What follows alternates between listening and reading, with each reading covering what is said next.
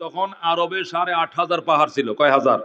খেয়াল করে শুনেন, এই হাদিস রসুল যখন বয়ান করছেন তখন আরবে কয় হাজার পাহাড়। এখন কিছু পাহাড় কমে গেছে, এগুলো বোলডোজার দিয়া বিভিন্ন পাহাড় সৌদি গভর্নমেন্টটা কাইটা এটা সমতল ভূমি বানাইছে। এই জন্য নবীর জামানার কথা বলতেছি, নবীদের জামানায় আরবে পাহাড় ছিল 8,500, 8,500। কতগুলো পাহাড়? জোরে গেল কত পাহাড়? 8,500 পাহাড়। এই 8,500 পাহাড়ের মধ্যে সবচেয়ে বড় পাহাড় ছিল উহুদ পাহাড়।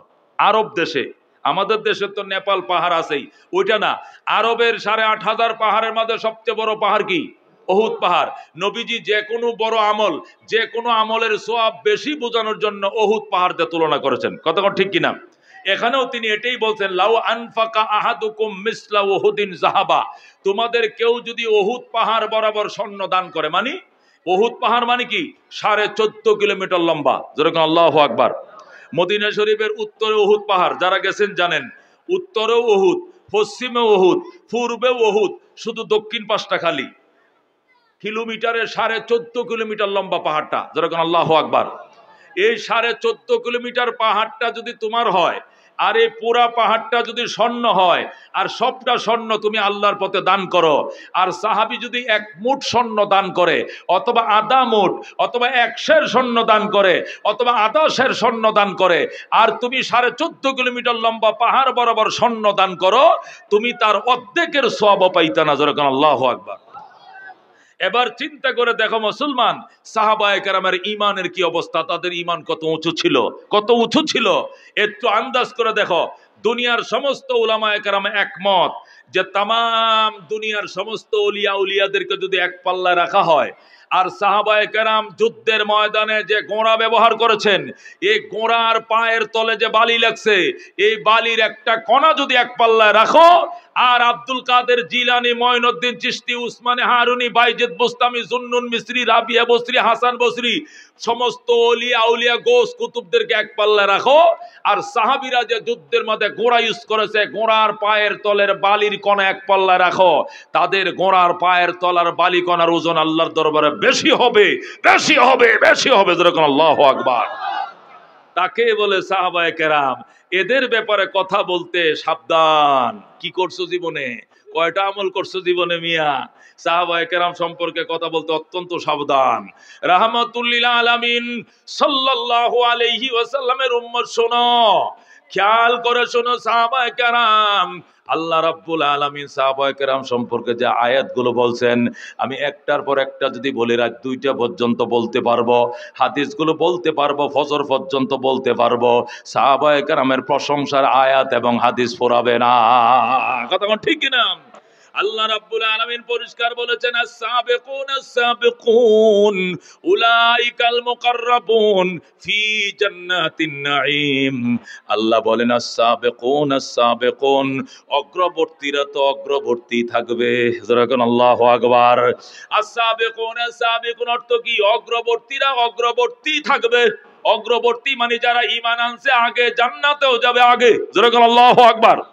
যারা ঈমানে অগ্রবর্তী, জান্নাতে অগ্রবর্তী। সাহাবায়ে কেরামের আগে কোন নবীর উম্মত জান্নাতে ঢুকতে পারবে না। কথা ঠিক কিনা? এই জন্য আল্লাহ বলেন, সাবিকুন সাবিকুন, অগ্রবর্তীরা অগ্রবর্তী, উলাইকাল মুকাররাবুন, তারাই হবে নৈকট্যপ্রাপ্ত দল, ফি জান্নাতিন নাঈম, নিয়ামত সমৃদ্ধ জান্নাতে। যেরকম সুবহানাল্লাহ। সাহাবায়ে কেরামকে আল্লাহ বলেন, সাবিকুন সাবিকুন, এরা ঈমানেও আগে, তাকওয়াও আগে, কুরবানিতেও আগে, জান্নাতেও যাবে আগে। বলেন আল্লাহু আকবার। এরাই হবে আল্লাহর নৈকট্য প্রাপ্ত দল, নিয়ামত সমৃদ্ধ জান্নাতে। যেরকম আল্লাহু আকবার। আল্লাহ রাব্বুল আলামিন অন্য আয়াতের মধ্যে বলেন, লাকাদ রাদিয়াল্লাহু আনিল মুমিনিন ইয ইউবাইউনাকা তাহতাশ শাজারা। বলেন আল্লাহু আকবার। আল্লাহ বলেন, লাকাদ রাদিয়াল্লাহু আনিল মুমিনিন, আল্লাহ ওই সকল সাহাবায়ে কেরামের প্রতি সন্তুষ্ট হয়ে গিয়েছেন। ইয ইউবাইউনাকা তাহতাশ শাজারা, যখন সাহাবায়ে কেরাম শপথ বাক্য পাঠ করছিলেন গাছের তলায় বসে আপনার হাতে। বলেন আল্লাহু আকবার। নবীজির হাতে রাহমাতুল লিল আলামিন সাল্লাল্লাহু আলাইহি ওয়াসাল্লাম ওই যে উমরা করতে গিয়েছিলেন, উসমানে গনিকে হত্যার হুমকি দেওয়া হয়েছিল, এমন কি রিউমার ছড়ানো হয়েছিল উসমানকে মেরে ফেলেছে। তখন আল্লাহ নবী বলছিলেন, এই হাতটা আমি উসমানকে দিয়ে দিলাম, এই হাতটা আমার, এই হাতটা আমার উসমানের। উসমানের রক্তের প্রতিশোধ না নিয়ে কেউ মদিনায় ফিরবো না। কারা কারা বায়াত গ্রহণ করবা বলো? ওই সময় 1450 জন সাহাবী, প্রায় 1500 সাহাবী একসাথে গাছের তলে বসে নবীর কাছে বায়াত গ্রহণ করেছিল। সুবহানাল্লাহ। যখন তারা বায়াত গ্রহণ করেছে, বায়াত গ্রহণ করতে দেরি, তাদের জন্য সন্তুষ্টির আয়াত নাজিল হইতে দেরি হয় নাই। বলেন আল্লাহু আকবার। আল্লাহ বলতেন, লাকাদ রাদিয়াল্লাহু আনিল মুমিনিন, নিশ্চয় আমি আল্লাহ সন্তুষ্ট হয়ে গেলাম ওই সকল ঈমানদারদের প্রতি, সাহাবায়ে কেরামের প্রতি, ইদি বায়ুনাকা, যখন তারা আপনার হাতে বায়াত গ্রহণ করছিল, তাহতাস সাজারা, গাছের তলায়। আল্লাহু আকবার। এই জন্য দোস্ত সাহাবায়ে কেরামের রেজওয়ান, এখন তো 1500 জন্য রাজির কথা বলছেন, অন্য আয়াতের মধ্যে সকল সাহাবীদের জন্য বলেছেন রাদিয়াল্লাহু আনহুম ওয়া রাযু আন, রাদিয়াল্লাহু আনহুম ওয়া রাযু আন। আল্লাহ বলেন, আমি আল্লাহ সাহাবায়ে কেরামের প্রতি সন্তুষ্ট, সাহাবায়ে কেরাম আমি আল্লাহর প্রতি সন্তুষ্ট। জোরে কোন সুবহানাল্লাহ। যাদের জন্য ওপেন ঘোষণা হয়ে গিয়েছে রাদিয়াল্লাহু আনহুম, যে সাহাবীদের বেলা ওপেন ঘোষণা হয়ে গেছে আল্লাহ তাদের প্রতি সন্তুষ্ট, এই সাহাবাদেরকে নিয়ে যদি কেউ সমালোচনা করে, এদের কপালে এখন আগুন লাগছে, এই আগুন নিবানোর যন্ত্র দুনিয়াতে নাই। কথা ঠিক কিনা? এই জন্য দুস্থ খবরদার, সাহাবায়ে কেরামের ব্যাপারে অত্যন্ত সাবধান। আল্লাহ নবী 1500 সাহাবায়ে কেরাম নিয়ে ময়দানে গেছে, 1000 মুসলমান মুমিন নিয়ে ময়দানে, উহুদের ময়দানে গেলেন। ওই দিক দিয়ে আবু সুফিয়ান 3000 কাফের নিয়ে উহুদের ময়দানে আসলো। কাফেররা 3000, সাহাবায়ে কেরাম মাত্র 1000। যখন দেখছে কাফেররা 3 গুণ বেশি, সাহাবায়ে কেরাম কম, ওই সময় আব্দুল্লাহ ইবনে উবাই ইবনে সালুল, রাইসুল মুনাফিকিন, 300 মুনাফিক লইয়া সে পালায় গেল, যুদ্ধের ময়দান থেকে পালিয়ে গেল। আর নবীর সাথে রয়ে গেল কয়শো? 700। কয়শো? 1000 থেকে যখন 300 পালিয়ে যায়, 700 সাহাবী নিয়ে নবী দাঁড়ায় রইছে। এরা চলে যাইতেছে, কাফেররা ওখান থেকে টিটকারি মারে, মুহাম্মদ এখন কেমনে যুদ্ধ করবা? তোমার সাথীরা তো অনেকে পালায় গেছে, তোমার সাথীরা তো অনেকে পালাইছে, কেমনে যুদ্ধ করবা? নবীরা টিটকারি মারা শুরু করছে মনোবল ধ্বংস করার জন্য। আল্লাহর হাবিব মানুষ তো একটু মনে মনে ব্যথা পাইলেন। আল্লাহরা ডাক দেখো, আল্লাহ তুমি তো দেখছো এই আব্দুল্লাহ যুদ্ধ করবে না, আগে ময়দানে না আসলেই তো পারতো, কেন ময়দানে আসলো? কেন যুদ্ধের আগ মুহূর্তে পালিয়ে গেল? নিজে তো পলাও নাই, আমার সাথীদের মনোবল তোমরা ধ্বংস করেছো। আল্লাহর দরবারে বিচার দিলাম, আল্লাহ আমি কিন্তু এই 700 নিয়েই দাঁড়ায় আছি, তুমি সাহায্য করো। জোরে করো আল্লাহু আকবার। সাথে সাথে আমার আল্লাহ ডাক দেয়া কইয়া, আইয়ুহান নবী হাসবুকাল্লাহ ওয়া মান ইত্তাবাআকা মিনাল মুমিনিন। বলেন আল্লাহু আকবার। আমার বন্ধু, আপনি কাইদেন না, টেনশন করবেন না, কিসের মনোবল ধ্বংস হয়ে যায়? তো মনোবল ধ্বংস হবে না। 300 না মাত্র গেছে, 700 জন হাঁটু গাড়ায় দাঁড়ায় রয়েছে। আল্লাহু আকবার। ইয়া আইয়ুহান নবী, ওগো আমার বন্ধু, হাসবুকাল্লাহ, আপনি 700 সাহাবী নিয়ে কাইদেন না, চোখের পানি মুইছে ফেলেন, মনটা শক্ত করেন, আল্লাহ আপনার জন্য যথেষ্ট। বলেন আল্লাহু আকবার। নবী কো, আপনি যে যথেষ্ট এটা তো আমি জানি, এটা আমি মানি, এটা আমি বিশ্বাস করি, তারপরেও তো দুনিয়াতে যুদ্ধ করলে ডাইনে বামে কিছু লোক থাকা লাগে। আল্লাহ কো, আছে তো, নাই তো এমন নয়, আছে তো। ওয়ামান ইত্তাবাআকা মিনাল মুমিনিন, আপনার অনুসারী 700 সাহাবী এখনো দাঁড়িয়ে রয়েছে। যেরকম আল্লাহু আকবার। এই সাহাবায়ে কেরামের নাম বইলা আল্লাহ তার বন্ধুকে দুঃসময়ে সান্ত্বনা দেয়। যে সাহাবীর নাম নিয়া, ওই সাহাবী নিয়াও বুঝে তুমি সমালোচনা করো, এদের দোষ তুমি খুঁজো। সাহাবীদের দোষ যদি কেউ খুঁজে, তাহলে নামাজ ইসলামের মধ্যে দোষ আইসা যাবে, কোরআনের মধ্যে দোষ আইসা যাবে, জিহাদের মধ্যে দোষ আসবে। কারণ সাহাবায়ে কেরামের নামাজ আমরা দেখছি না, নবীর নামাজ আমরা দেখছি না, সাহাবীরা দেখছে। আচ্ছা, নবীর কোরআন আমরা শুনছি না সাহাবীরা শুনছে? কোরআন আমরা লেখছি না সাহাবায়ে কেরাম লেখছে? হাদিস আমাদেরকে শুনাইছে নবী না সাহাবীদেরকে শুনাইছে? ওই হাদিস আমরা লেখছি না সাহাবায়ে কেরাম লেখছে? সুতরাং সাহাবায়ে কেরামের জীবনে যদি খুদ বাইর করতে পারো, তাহলে ইসলামের মধ্যে খুদ বাইর করে ফেলবা। তুমি নামাজের মধ্যে খুদ ধরবা, রোজার মধ্যে খুদ ধরবা, জিহাদের মধ্যে খুদ ধরবা, পুরা ইসলামটা কলঙ্কিত হয়ে যাবে। আল্লাহ নবী এই জন্য ভবিষ্যৎবাণী করে গেছেন, as-সাহাবাতু কুল্লুহুম উদুল, আমার প্রত্যেকটা সাহাবায়ে কেরাম সত্যের মাপকাঠি। আল্লাহু আকবার। এক একটা সাহাবায়ে কেরামের ঈমানের কথা বললে পাগল হয়ে যাবেন। একটা মহিলা সাহাবীর কথা বলি, গামিদিয়া বংশের এক নারী, বুখারী মুসলিমে হাদিস আসছে। এই নারী শয়তানের প্ররোচনায় পড়ে জবরদস্তি করে, এক লোক তাকে জবরদস্তি করে জোর করে তার সাথে কি করছে, খারাপ আচরণ করছে। একটা গামেদিয়া বংশের মেয়ে, তার সাথে একটা যুবক জোরপূর্বক তার সাথে মেলামেশা করছে। মেলামেশা করার পর মেয়েটার পেটে বাচ্চাও এসে গেছে। বাচ্চা আসার পর আল্লাহর হাবিবের দরবারে এসে বলতেছি, ইয়া রাসূলুল্লাহ ইন্নী জানাইতু ফাতাহিরনি মিনাজ জিনা, নবী গো আমি জিনা করে ফেলছি, আমার জিনার থেকে পবিত্র করেন। আল্লাহর হাবিব সাল্লাল্লাহু আলাইহি সাল্লাম বলেন, না লা, তুমি জিনা করো নাই, বাল কাব্বালতে, তুমি চুমু দিছো। নবী চেহারাটা ওই দিক ফিরিয়ে নিছেন। ওই মহিলাটা ওই দিকে এসে কয়, না হুজুর, বাল জানাইতু, জিনা করছি, পবিত্র করেন। রাসূল চেহারাটা ওই দিক ফিরিয়ে নিছেন। মহিলাটা ওই দিক ঘুরে এসে ওই দিক দিয়ে বসে কয়, বাল জানাইতু, আমি জিনা করছি। তিনবার আল্লাহর হাবিব চেহারাটা ফিরিয়ে নিছেন। এরপরও মেয়েটা কয়, হুজুর তাহিরনি মিনাজ জিনা, আমার জেনার কলঙ্ক থেকে পবিত্র করেন, আমি জেনা করছি। রাসূল কয়, তোর জেনার সাক্ষী কি? কয়, ইন্নী হুবলা মিনাজ জিনা, জেনার কারণে আমি প্রেগনেন্ট, আমার পেটে বাচ্চা এসে গেছে। আল্লাহ নবী কয়, ইন্না লিল্লাহ, বাচ্চা নিয়ে আসছে পেটে? কয়, হ্যাঁ হুজুর। এটা কি করে সম্ভব? কয়, জবরদস্তি দস্তাদস্তি করে আমার রাস্তায় একা পাইছে, পাইয়া যুবকটা আমাকে প্রেগনেন্ট করে দিয়েছে। এই জন্য যতক্ষণ আমি এর সেই শাস্তি না পাবো, এতক্ষণ আমার কলিজা শান্তি নাই, আমাকে পবিত্র করেন। আল্লাহর হাবিব কয়, মারে পবিত্র যে করব, তোর তো শাস্তি কোমর পর্যন্ত গাড়ায়াম, পাথর মেরে তোরে মেরে ফেলতে হবে। তোর তো দোষ, তুই তো দোষী, তোরে পাথর মারা হবে। কিন্তু তোর পেটের বাচ্চার তো কোনো দোষ নাই, বাচ্চাটাও তো মারা যাবে। একটা কাজ কর, ডেলিভারির পরে তুই আসবি, বাচ্চা ডেলিভারির পরে তুই আসবে। মহিলাটা চলে গেছে আর বলতেছে, আল্লাহ, বাচ্চা ডেলিভারির আগে, আমার বিচার কার্যকর আগে তুমি আমাকে মেরো না, আমি কলঙ্ক নিয়ে তোমার দরবারে যাইতে চাই না। হাইরে কান্না। 10 মাস 10 দিন গেছে, বাচ্চারা ডেলিভারি হয়েছে। বাচ্চারা ডেলিভারির পরে 7 দিন পর্যন্ত আতুর বিছনা থেকে কেউ উঠে না, কিন্তু মহিলাটার সাথে সাথে কাঁচা রক্ত নিয়া বাচ্চা নিয়ে নবীর দরবারে হাজির। ইয়া রাসূলুল্লাহ, হাবিব আল্লাহ, এই মাত্র বাচ্চা ডেলিভারি করছি, বাচ্চা আলাদা হয়ে গেছে, এখন আমারে মারেন, আমি বিচারের সম্মুখীন হব, আমি বিচার খেয়ে দুনিয়ার থেকে বিদায় নিতে চাই।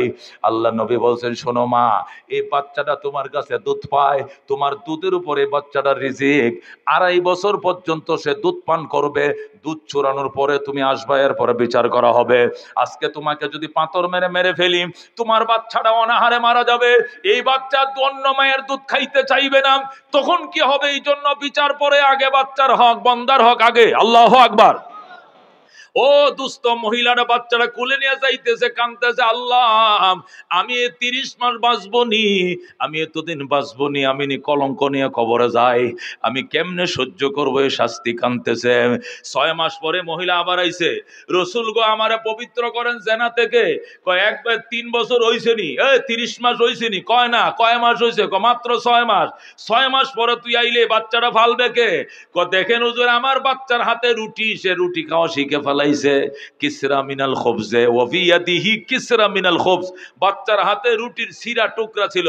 হুজুর, আমার বাচ্চারে 6 মাসে রুটি খাওয়ানো শিখে ফেলাইছি, এখন সে রুটি খাইয়ে জীবন বাঁচাইতে পারবে, এখন সে আমার দুধের উপর নির্ভর নয়, আমার বিচার কার্যকর করেন, বাচ্চার অসুবিধা হবে না।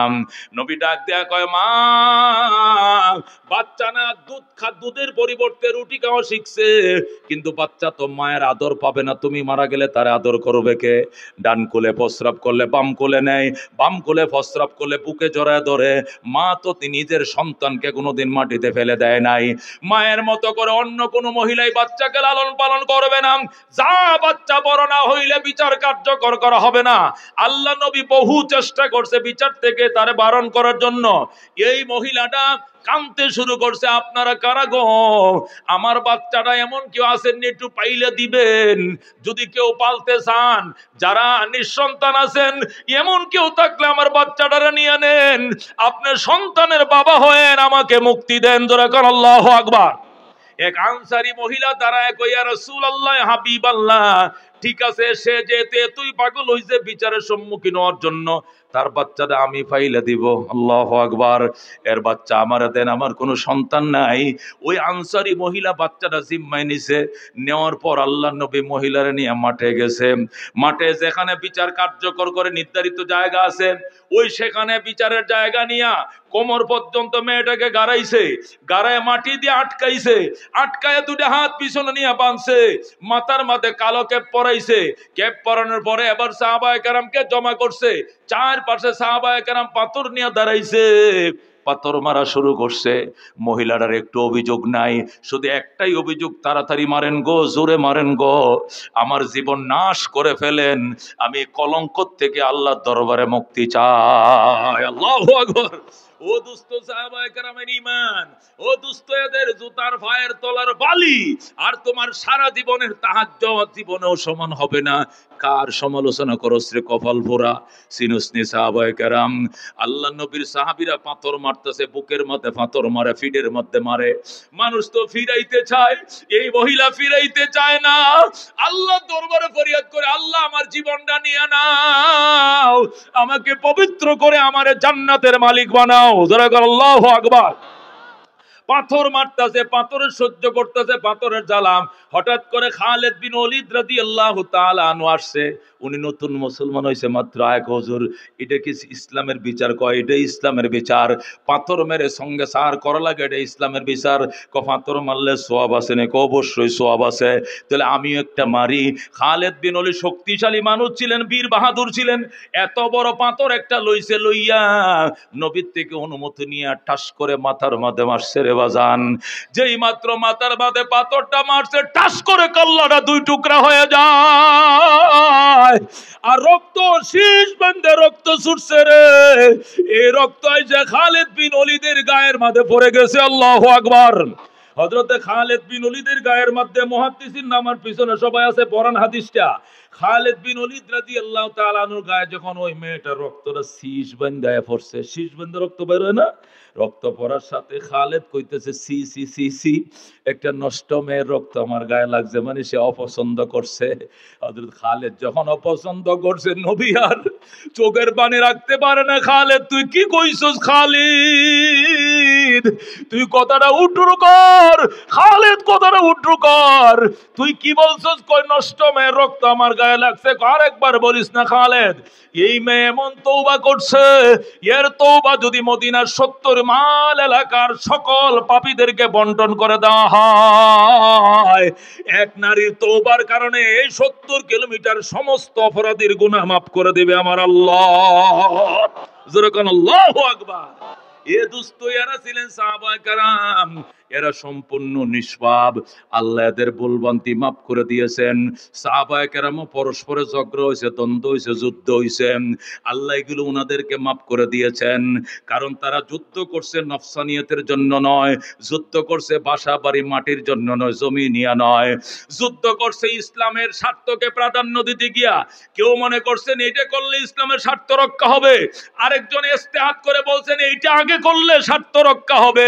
ইসলামের স্বার্থকে সামনে নিয়ে, নিজের নফসানিয়তকে সামনে নিয়ে তারা যুদ্ধ করে নাই, ঝগড়া করে নাই। এই জন্য সাহাবায়ে কেরামের ঝগড়ার কোনো সমালোচনা করা যাবে না। সাহাবায়ে কেরামের নমুনায় যতদিন পর্যন্ত ইসলাম আল্লাহর জমিনে প্রতিষ্ঠা না হবে, শুধু দল বদলাবে, ক্ষমতার পালা বদল হবে, মুসলমানদের ভাগ্যের পরিবর্তন হবে না। কথা ঠিক কিনা? হযরত ওমর রাদিয়াল্লাহু তাআলা আনহু, এ মুসলমান, 2,55,00,000 বর্গমাইল পৃথিবীর শাসক ছিলেন। আমার দেশ 1,55,000 বর্গমাইলের বাংলাদেশ। এই ছোট্ট বাংলাদেশের মধ্যে কত আয়নাগর, কত হাওয়াগর, আরো কত কিছু চলছে। কেউ কম নাই রে দোস্ত। অথচ আল্লাহর হাবিব সাল্লাল্লাহু আলাইহি সাল্লামের কলিজার টুকরা সাহাবী হযরত ওমরের দেশটা ছিল 2,55,00,000 বর্গমাইল। এই বিশাল পৃথিবীকে শাসন করেছেন তিনি। মদিনায় গাছের তলে শুয়ে রইছেন, সেখান থেকে 1,500 মাইল পশ্চিমে হযরতে ওমর শুয়ে রয়েছেন মদিনায় খেজুর গাছের তলায়। এখান থেকে 1,500 মাইল পশ্চিমে আফ্রিকার জঙ্গল থেকে সিংহ আর হরিণ বের হয়ে এসছে, নদীর ঘাটে পানি পান করে। যেরকম আল্লাহু আকবার। সিংহ হরিণের দিকে তাকায় না, হরিণ সিংহর দিকে তাকায় না, নিজের রাস্তায় নিজে চলে যায়। কিছু দূর যাওয়ার পর হরিণ ডাক, দেখো মামা একটু দাঁড়ান। কয় কেন? আগে তো আপনাদের অত্যাচারে জঙ্গলে থাকতে পারি নাই, এখন এত বড় পরহেজগার কেমনে হইলেন? বাগিনাদের খবর লন না, ঘটনাটা কি? আল্লাহু আকবার। সিংহ ডাক দেখো, বাগিনা কথা কম কহ, হযরতে ওমরের শাসন চলছে। যেরকম আল্লাহু আকবার। क्या नजर थे जिसने मुर्दों को मसीहा कर दिया, दिल को रोशन कर दिया, आँखों को बीना कर दिया, खुद न थे जो राह पर औरों के हाथी बन गए, क्या नजर थे जिसने मुर्दों को मसीहा कर दिया, दिल को रोशन कर दिया, आँखों को बीना कर दिया। जरा कौन मरहबा। এ বন্ধুতে 1971 সালে বৈষম্য বিরোধী আন্দোলন শুরু হয়েছিল, কথা কোন ঠিক কিনা? পাকিস্তান, পূর্ব পাকিস্তানে কাগজ তৈরি হইতো, কাগজ 3 টাকা দিস্তা, অথচ এই কাগজ হেলিকপ্টারে নিয়ে, বিমানে নিয়ে পশ্চিম পাকিস্তান বিক্রি করছে 8 আনা দিস্তা। সাম্য হয়েছে না বৈষম্য? কাগজ তৈরি হয়েছে পূর্ব পাকিস্তান কর্ণফুলী পেপার মিলে, এই কাগজ বাংলাদেশে বিক্রি হয় 3 টাকা দিস্তা, আর বিমানে কাগজ দিয়ে পশ্চিম পাকিস্তান বিক্রি করে 8 আনা দিস্তা। বাংলাদেশ চট্টগ্রাম জেলার বাঁশখালী থানায় লবণ তৈরি হয়, নুন। এই নুন বাংলাদেশে 70-69 6 টাকা শের। কয় টাকা শের? 6 টাকা শের। আর এই নুন জাহাজে করে করাচি বন্দরে নিয়ে বিক্রি করে 8 আনা শের। সাম্য না বৈষম্য? এই বৈষম্য বিরোধী আন্দোলন শুরু হলো, টানা 9 মাস রক্তক্ষয়ী সংগ্রাম হলো। 1 সাগর রক্তের বিনিময়, 30 লক্ষ যুবকের জীবনের বিনিময়, 2 লক্ষ মা বোনের ইজ্জত আবরুর বিনিময় বাংলাদেশ স্বাধীন হলো। গেল 53 বছর। 53 বছরে নৌকাওয়ালা দেশ চালাইছে, দানওয়ালাও চালাইছে, লাঙ্গলওয়ালাও চালাইছে, মাশাআল্লাহ। কিন্তু বৈষম্য রয়ে গেছে। হ্যাঁ, এরপরে 53 বছর পর আবার নতুন করে 5 আগস্ট দেশকে স্বাধীন করা লাগছে। কথা কোন ঠিক কিনা? আমরা বলতে চাই দোস্ত, মনে কিছু নিয়েন না, কে কি দিল করেন। আমার অভিজ্ঞতার থেকে, কোরআন হাদিসের অভিজ্ঞতার থেকে বলছি, আরো 300 বছর যদি এইভাবে দেশ শাসিত হয়, কিয়ামতের ফজর হয়ে যাবে। ইনসাফ, সাম্য, মানবিক মর্যাদা, ন্যায় বিচার এই দেশে থাকবে না। একমাত্র সেই উমরে ফারুকের মতো আল্লাহর জমিনে বাড়িওয়ালার বাড়িতে বাড়িওয়ালার আইন না থাকলে যেরকম ওই বাড়িতে শান্তি নাই, আল্লাহর জমিনে আল্লাহর আইন না চললে এই জমিনে শান্তি নাই। এ টঙ্গী থেকে 5-6 তলা বাড়িওয়ালা নাই? 6 তলা বাড়ি থেকে 6 তলা বাড়িওয়ালা নিজে একাই থাকে না ভাড়াটিয়া থাকে? 6 তলা বাড়িতে 12টা ফ্ল্যাট। কটা ফ্ল্যাট? একটা ফ্ল্যাটে বাড়িওয়ালা থাকে, 11টাই ভাড়া দেয়। কথা কোন ঠিক কিনা? তাহলে বাড়িওয়ার সংখ্যা বেশি না ভাড়াটিয়ার সংখ্যা বেশি? ভাড়াটিয়ার সংখ্যা বেশি। ভাড়াটিয়া 11 জন, বাড়িওয়ালা 1 জন। কিন্তু আইন চলে কার? আইন চলে? বাড়িওয়ালা লেখা রাখছে 11টা 30-এ লক, গেট বন্ধ। কথা কোন ঠিক কিনা? ভাড়াটিয়া সবটি মিললে যদি মিছিল করে, কয় না 2টা 30 পর্যন্ত খোলা থাকবে। ভাড়াটিয়া বলবে বেতন দিতেও না, 1 মাসের বেতন ছাড়াই তুই বাক। কথা কোন ঠিক কিনা? তুই আমার উপরে মাতবরি, বাড়ির মালিক আমি, আইন চলবে আমার। কথা কোন ঠিক কিনা? আল্লাহ কয় মাশারাল জিন্নি ওয়াল ইনস, ও জিন এবং ইনসান, আমার বাড়িতে থাকবা, আমার আইন মানতেই হবে। বলে আল্লাহু আকবার। যদি মানতে মন না চায়, চেষ্টা করে দেখো আমার জমিন ছেড়ে অন্য কোথাও যাওয়া যায় কিনা।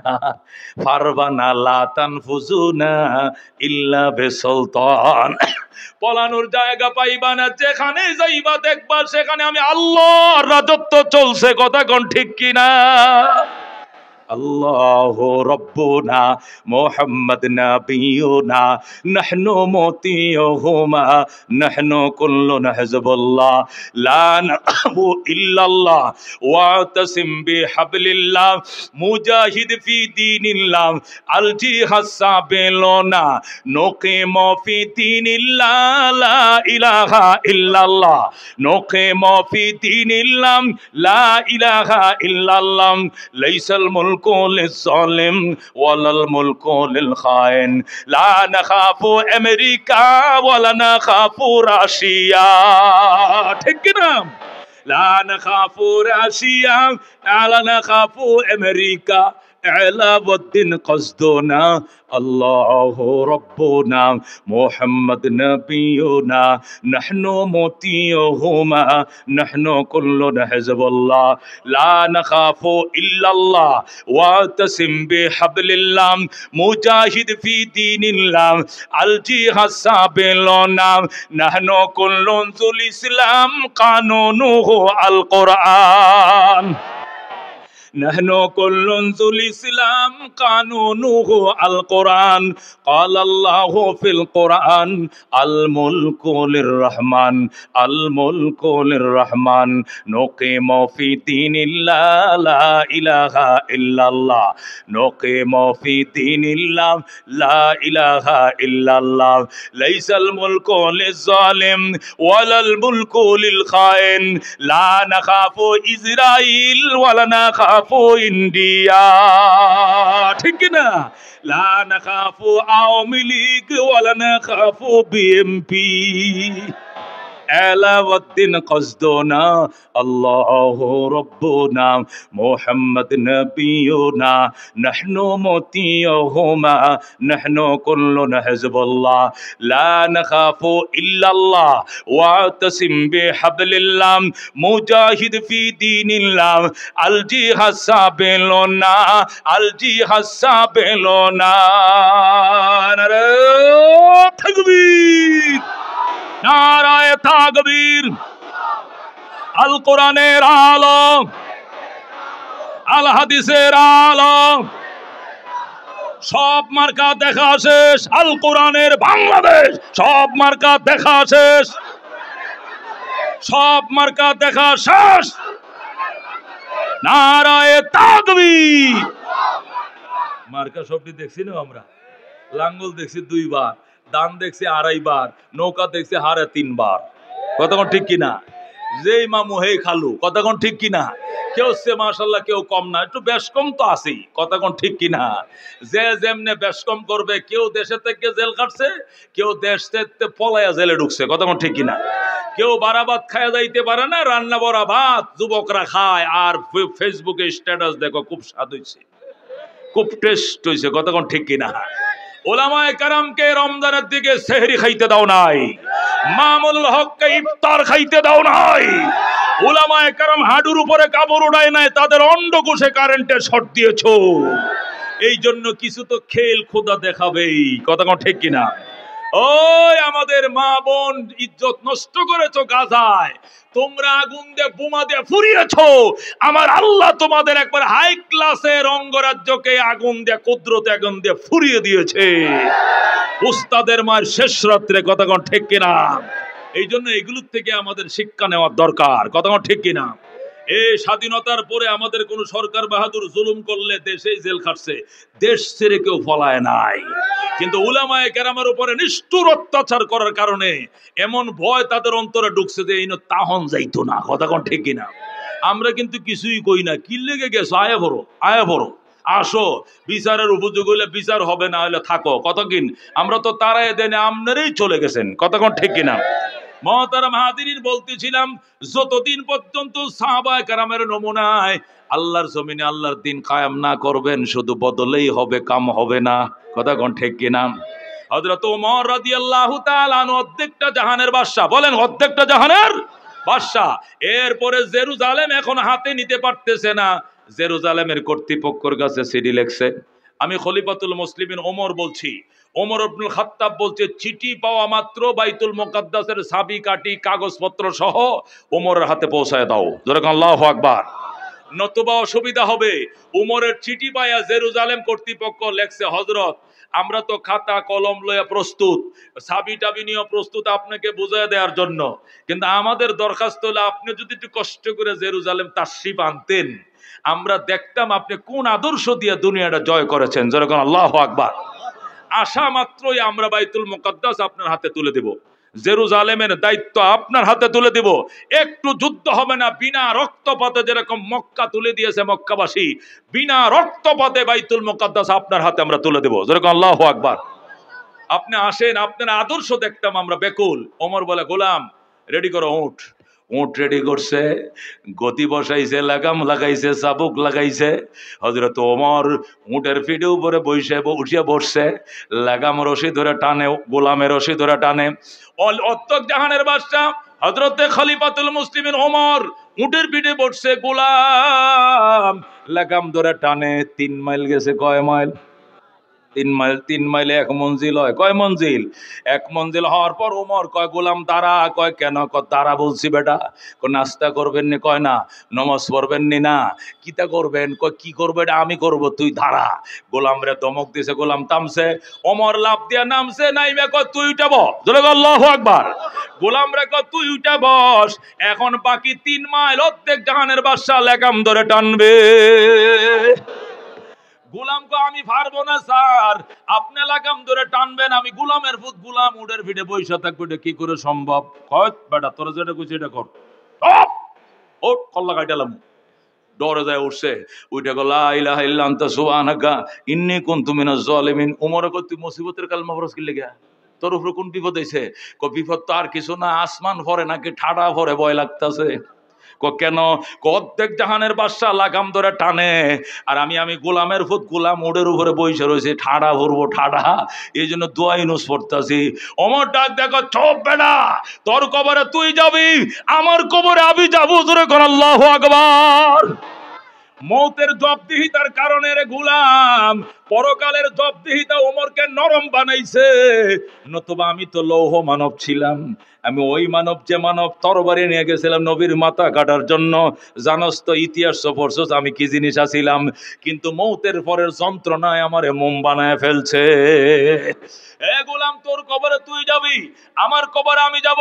হাসরের ময়দানে আল্লাহ যদি জিজ্ঞাসা করে, ওমর অর্ধেক জাহানের বাদশা তো আমি বানাইছিলাম, তোরে যে রক্ত মাংস দিয়ে বানাইছিলাম, গোলাম রে তো একই রক্ত মাংস দিয়ে বানাইছিলাম, কিন্তু সারা রাস্তায় গোলাম রে দিয়ে উঠটা নাইছস, আর তুই একা বৈশা ছিলে। এই গোলামটার কি শান্তির দরকার ছিল না?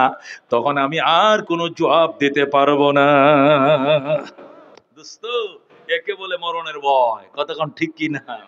দোস্ত, এটাকে বলে মরণের। কয় আমার পায়ের নিচ দিয়ে অবশ হয়ে যেত, আমি আর হাঁটতে পারতাম না, বসে যাইতেন। কেন? আল কবর ইম্মা রাউযাতুম মির রিয়াজিল জান্নাহ আও হুফরাতুম মিন হুফারিন নার। কবর হয়তো জান্নাতের টুকরা হবে অথবা জাহান্নামের গাড়া হবে। যদিও উসমানের জন্য জাহান্নামের গাড়া হইয়া যায়, আমার কি উপায় হবে? কি জবাব দিব আল্লাহ দরবারে? এই জন্য উসমান কান্ত, আমাদের বুজুর্গরা তো এইগুলো খয়ে খয়ে কান্ত। হযরতে ফজলুল করিম রহমতুল্লাহ আলাইহির মুখে শুনছি, ফজলুল করিম পীর সাহেব চরমানে রহমতুল্লাহ মুখে শুনছি, আমার আব্বা জানকে ফুসমাসে শীতে ভাই না, বাবারে ভাই না, নদীর ঘাটে গেলাম। আমরা তো নদীতে গোসল করি, ওযু করি, নদীর ঘাটেও নাই, বাথরুমেও নাই, মসজিদেও নাই, কুতুবখানাও নাই। বাবা কই গেল? সবাই বের হয়ে গেছি টস নিয়ে, শীতের দিন। হঠাৎ করে দিকে ওই বাসুবের তোলে নিম গাছের পাশে একটা বাঙ্গা ফিরের মধ্যে বইসে কানতেছে, আমার প্রাণ পাখি রে, আমার কালো ময়না রে, একদিন তো যাইবার ময়না উড়িয়া, একদিন তো যাইবার ময়না ছাড়িয়া। ছেলে মেয়েরা পাশে বসে কান্দিবে পাগলের বেশে, পড়বে তারা আল্লাহর কোরআন খুলিয়া। আল্লাহর ওলি কাঁদতেছে, মুরিদানরা সব দেশে, আব্বা যান আপনি এই ঠান্ডার মধ্যে, পৌষ মাসের শীত কুয়াশার মধ্যে একা একা কবরে বসে কান্দেন, আপনার কি ভয় লাগে না? আল্লাহর ডাক দেখো বাজান, কবরের উপরে যদি ভয় লাগে, ডাক দিলেই তো মানুষ দৌড়ায় আসবে ভয় দূর করার জন্য, কিন্তু কবরের ভিতর কেমনে থাকবা, সেখানে ডাক দিলে কেউ আসবে না। আল্লাহর ওলি ডাক দিয়া কয়, বাবা আমার নিস না, আমি একটু কাইদা লই। আল্লাহ বলছি, কান্দো বেশি, অধিক হাসো কম, কবরের কথা মরণের কথা বেশি বেশি স্মরণ করো। এই জন্য আমি কাঁদতেছি। একটা পাতলা গেঞ্জি গায়ে দেওয়া, একটা পাঁচকল্লি টুপি মাথায়। কুতুবে আলম ছিলেন, বিখ্যাত বুজুর্গ ছিলেন, হযরতে উজানির কারি সাহেব হুজুর রহমাতুল্লাহ আলাইহির খলিফা ছিলেন। এই পুষ মাসে শীতের মধ্যে উদাম গায়ে এমন ঘাম দিছে, শরীরটা মর ঘাম দিয়ে দিছে। আল্লাহু আকবার। ফজলুল করিম রহমাতুল্লাহ আলাইহি বলেন, আব্বাজানকে কুলি নেই, আবার পিছলায় পড়ে যায়, কুলি নেই পিছলায় পড়ে যায়। আর আমার ডাক দেখো ফজলুল করিম, আবার তুই নিস না। আমি বলছি, আব্বা আপনার কি ভয় লাগে না? কি এর ভয় বেটা? কবরের আযাব। মানুষ যদি দেখি তো কবরের আযাব, মানুষ যদি দেখি তো গরবারি সারিয়ায় জংলায় তাকি তো, গরবারি সারিয়ায় জংলায় তাকি তো। আল্লাহু আকবার। এরপরে বাবা বারবার পিছলে পড়ে যা, আবার কুলে নেই। এইভাবে আমি জোর করে নিলাম, নিয়ে কুতুব কানের মধ্যে রাখছি। বাবা হাউমাউ করে কান্দে, আমার আনলে কেন? আমার কানতে দিলি না কেন? আমার মনের ভাব বাইর করতে দিলি না কেন রে? কেন কেন? আল্লাহর ওলি কানতেছে, বুক বসাইতেছে। আল্লাহু আকবার। আমরা প্রায় ভয় পেয়ে গেলাম। আল্লাহর ওলি সেই কুতুব কানের মধ্যে বসে বসে কানতেছে। আল্লাহু আকবার। এমন কান্না, বাচ্চাদের মতো এমন কাঁদতেছে, বাচ্চারা চকলেটের জন্য যেরকম চোখের পানিতে বুক বসায়, এইভাবে কাঁদতেছে রে বাজান। কবরের ভয়, জবদেই তার ভয় ছাড়া যতই নেতৃত্ব দেও, কার চেয়ে বেশি খাবে, কার চেয়ে বেশি মনের জাল মিটাবে, প্রতিযোগিতাই হবে, জনগণের ভাগ্যের পরিবর্তন ঘটবে না। কথা কোন ঠিক কিনা? এ দুস্থ উমরে ফারুকের শাসনের মতো শাসন দেখার জন্য সব মার্কা দেখা শেষ। আল কোরআনের বাংলাদেশের স্লোগানে কারা কারা একমত? হাত বাড়ান। লিল্লাহি তাকবীর, লিল্লাহি তাকবীর। আল কোরআনের আলম, আল হাদিসের আলম, সব মার্কা দেখা শেষ। আল কোরআনের বাংলাদেশ। নারায়ে তাকবীর। মহতারাম হাজির, আমার কাছে আর আধা ঘন্টা সময় আছে, একটু আলোচনা করবো ইনশাআল্লাহ। সাহাবায়ে কেরামের শান নিয়ে আলোচনা করতেছিলাম, আমি আবার আগের জায়গায় যাই। রাজি আছেন তো ইনশাআল্লাহ? আল্লাহ কবুল করুক, জোরে কোন আমিন। আমি সংসারে দুঃখ কষ্ট দিও না গো কবরে, জোরে কোন আমিন। মাত্র 15টা সেট লাগে ইনশাআল্লাহ। দুঃখ কষ্ট দিও না গো কবরে। 3 নম্বর সেটটা বলেন। কাজ আমাকে দেওয়া হয়েছে কিছু না, আপনারা ভয় পায়েন না। আবার এখানে দাওরা হাদিস পর্যন্ত মাদ্রাসা, এই গোটা গাজীপুরের মধ্যে 27 মাদ্রাসা, আর এই হুজ্জত আলী, এই হুজ্জত আলী দুইটা মাদ্রাসা নাম করা। কথা কোন ঠিক কিনা? যাদের ছাত্রী সংখ্যা 600-এরও বেশি। কথা কোন ঠিক কিনা? একটা হলো 27-এ, আর একটা হলো কি এইটা। প্রাচীনতম দুইটা প্রতিষ্ঠান এবং লেখাপড়ার মান অত্যন্ত উন্নত, ছাত্রীও বেশি। এত ছাত্রী যে 5টা মহিলা মাদ্রাসা, 10টা মহিলা মাদ্রাসা ছাত্রী একত্রিত করলে এটা সমান হবে না। কথা কোন ঠিক কিনা? এক কথায় এই গোটা গাজীপুর মহানগরের ভিতরে এই দুইটা প্রতিষ্ঠানের সবচেয়ে বড়, একটা 27-এর ওইটা, আর হলো এটা। এই প্রতিষ্ঠানের মধ্যে এই মেশকাত জমাতে উলা যে জমাটটা বলে, এই জামাতে এতিম বাচ্চাদের জন্য 25 সেট কিতাব লাগে। কয় সেট কিতাব লাগে? মাত্র 25টা সেট কিতাব লাগে। এক সেট কিতাবের দাম মাত্র 2500 টাকা। কয়শো টাকা? 2500 টাকা। মেশকাত জামাত যেটা বলা হয়। এই বাচ্চাগুলো এই কিতাবগুলো এক একটা সেট পরে অন্তত 30টা মেয়ে আলেমা হবে। আমি কুতুবকারান নাজেব জামিয়া কারিমিয়াতে আমি দেখছি একটা সেট কিতাব 20-30 বছর না পড়লে ছিঁড়ে না। একটা মেয়ে আলেমা হয়ে যাওয়ার পর রাইকা চলে যাবে, নতুন বছর রোজার পরে এসে ভর্তি হয়, নতুন মেয়েরা আবার নিবে। এরা আলেমা হয়ে রোজার আগে রেখে যাবে, নতুন বছর আবার অন্য নতুন মেয়েরা নেবে। এক সেট কিতাব পরে 30টা মেয়ে আলেমা হইতে পারবে, যেরকম আল্লাহু আকবার। এই সদকায়ে জারিয়া, নিজের বাবার জন্য একটা সেট, নিজের মায়ের জন্য একটা সেট, এই দুইটা সেট দেওয়ার জন্য একজন আল্লাহর বান্দা হাত বাড়ান যে হুজুর ইনশাআল্লাহ আমি আমার বাবা মার নিয়তে 2 সেট কিতাব দিব। মেশকাত শরীফের দাঁড়ায় পড়েন ইনশাআল্লাহ, আমার বাবা দিবে ইনশাআল্লাহ। ওই যে ওনার নামটা আমার সামনে, ওনার ডাকে কই, কি নাম? কি নাম কাকা? আমাদের ছেলেরা কই আছো? নামটা উঠাও। ছেলেরা নামটা উঠাও। মোশাররফ সাহেব 2 সেট কিতাব দিবেন, আল্লাহ তুমি কবুল করো। 20 সেটের মধ্যে 2 সেট হয়ে গেছে, আর আছে 18 সেট। এদিক থেকে জনাব আলহাজ নাসির উদ্দিন মোল্লা সাহেব 2 সেট, জোরে কোন মারহাবা। 2500 টাকা করে 2 সেটের দাম 5000 টাকা। মাশাআল্লাহ, নাসির উদ্দিন মোল্লা সাহেব 2 সেট দিবে, আল্লাহ তুমি কবুল করো, জোরে কোন আমিন। তাহলে আর বাকি এসে 16 সেট। 3 নম্বর একজনে বলেন হুজুর বাবা মার জন্য আমিও 2 সেট দেব। কে আছেন? লিল্লাহি তাকবীর। আদি সাহেব নগদ দিয়ে দিয়েছে কি নাম? আলী ভাই কয় সেট? আলী হোসেন ভাই 1 সেট নগদ দিয়ে দিয়েছে, 5 সেট হয়ে গেছে, যেরকম মারহাবা। তাবারকউদ্দিন কয় সেট? 2 সেট, যেরকম মারহাবা। তাবারকউদ্দিন 2 সেট, 7 সেট হয়ে গেছে, যেরকম মারহাবা। এরপরে নুরুল ইসলাম সাহেব কয় সেট? 1 সেট, 8 সেট হয়ে গেছে, যেরকম মারহাবা। আল্লাহ তুমি কবুল করো। এনামুল হক সুমন ভাই কয় সেট? 1 সেট, 9 জন হয়ে গেছে, আল্লাহ তুমি কবুল করো। এনামুল হক সুমন ভাই 1 সেট, মারহাবা। 10 নম্বর সেট কে দিবেন? ভাই আপনাদের লোকজন তো প্রস্তুত না দেখতেছি, ছাত্ররা কই, কলম কই, খাতা কই? ওখানে তো দরকার ছিল, বাহিরের লোক সরকার দরকার ছিল। যেহেতু কাগজটা আমারে দিয়েছেন ওইভাবে অ্যালার্ট পারসেন্ট থাকার দরকার ছিল। 11 নম্বর কি নাম? মোকাররম খান।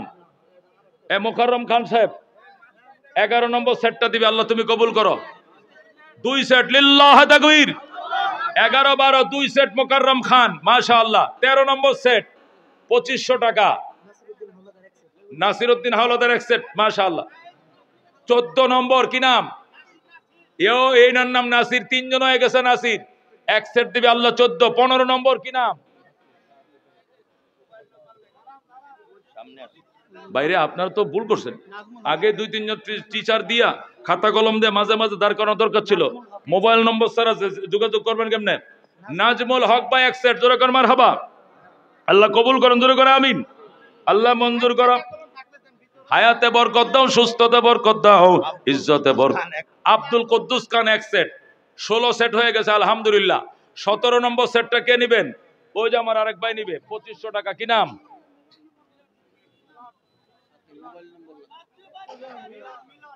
17 নম্বর সেট বাচ্চু ভাই, 16 ভিলন ভাই। 18 নম্বর সেট কে দিবেন? হাত বাড়ান। 18 আমার ভাই কি নাম? হ্যাঁ, মিজান ভাই 18। 19 নম্বর সেট হয়েছে পিছনে আরেক ভাই, নামটা কোন? মামুন ভাই, মাশাআল্লাহ। 20 কি নাম? আবুল বাশার ভাই 20 নম্বর সেটটা দিবে, আল্লাহ তুমি কবুল করে, জোরে কোনে আমিন। আর এই যে বুখারী শরীফের খতম হয়েছে, বুখারী শরীফের যে ক্লাসটা, এটাকে দাওরায়ে হাদিস ক্লাস বলা হয়, দাওরা হাদিস মাস্টার্স ক্লাস। যে ক্লাসটা আমি নিছি এটা হলো বিএ ক্লাস। আর মাস্টার্স যে ক্লাসটা, যেটাকে দাওরায়ে হাদিস আমরা যেটা পড়ে আলেম হইছি, এই ক্লাসের 1 সেটের কিতাবের দাম হলো 8000 টাকা। এরকম 15টা সেট লাগবে। এই জন্য দানওয়ালা, দিলওয়ালা, মালওয়ালা। প্রথম একজন আল্লাহর বান্দা বলেন যে হুজুর ইনশাআল্লাহ সিয়াসিত্তা, বুখারী শরীফ, মুসলিম শরীফ, তিরমিজি শরীফ, আবু দাউদ শরীফ, নাসাই শরীফ, ইবনে মাজাহ শরীফ, মুয়াত্তা মালিক শরীফ, মুহাম্মদ শরীফ, এই যে এরকম তাহাবি শরীফ। যে দরায় যারা করবে জারি কোরআনে, যে দরায় যাদের অভাবে আজ এই হতাশাম পূরণ করিবে যারা জাতির আশাম, তাদেরই পথ ছে আমি অসহায় করব জারি কোরআনে, যে দরায় যারা করবে জারি কোরআনে, যে দরায়।